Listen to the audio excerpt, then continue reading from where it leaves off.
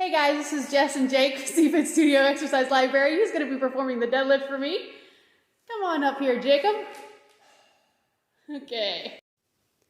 We're going to be going over the basic deadlift first. The basic deadlift, you want to start with the bar about 2 inches away from your shin, which for most people will equal to the midline of the foot, or from your perspective, it'll be covering your shoelaces, so you should not really be able to see your shoelaces when you are in proper position over the bar. So, feet are going to be about hip width apart. You're going to roll your shoulders back, retract your shoulder blades together, brace your core, and then you're going to sit your hips back, keeping your knees out of the way when you grab the bar. The important part is to keep your triceps, the back of your arms, contracted to keep your elbows straight. Pull your shoulders together. That position of your lats will keep your low back safe as you lift the bar, thrusting your hips forward, kind of like Jake just did, but you'll have the bar in your hand. All right, go ahead and perform a couple reps, Jake. Shoulders retracted, standing tall. So the whole point of a deadlift is you're moving an object from point A to point B. That's the shortest distance. Straight line, straight up and straight down. If you stand too far back, you're going to be moving the bar in a diagonal position.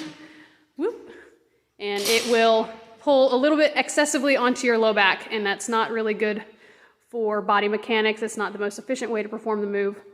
You're asking for more risk than reward. Alrighty, so the next position will be a sumo deadlift. Sumo deadlift are going to be nice, wide feet, and it's going to be a little bit slightly different setup with regards to how you're going to look from the side. But as you can see, Jake's feet are kind of turned out. Now, just like a regular squat, even while you're deadlifting, your knees should be following the second and third toes. So Jake's feet are out, but his knees are going to go out along with his feet.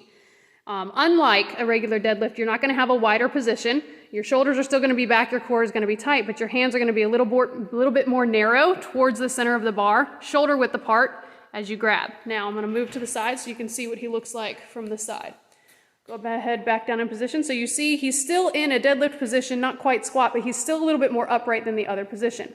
Now when he lifts the bar, he's still going to use the back of his legs and his glutes, squeeze at the top, and then return to start.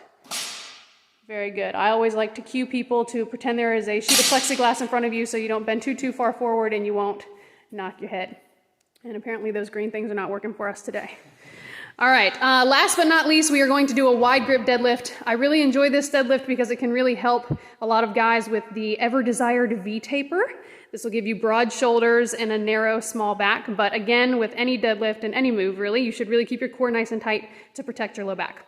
All right, so same position on the feet, about hip width apart, 2 inches away from the shin, midline of the foot, shoelaces, shoulders are going to be back, retracted, core is going to be tight, you're going to sit your hips back. But the hand position is going to be different. So do you guys see this little ribbing right here on the bar?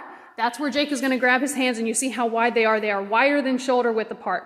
This is where it really counts to make sure those shoulder blades are pulled back.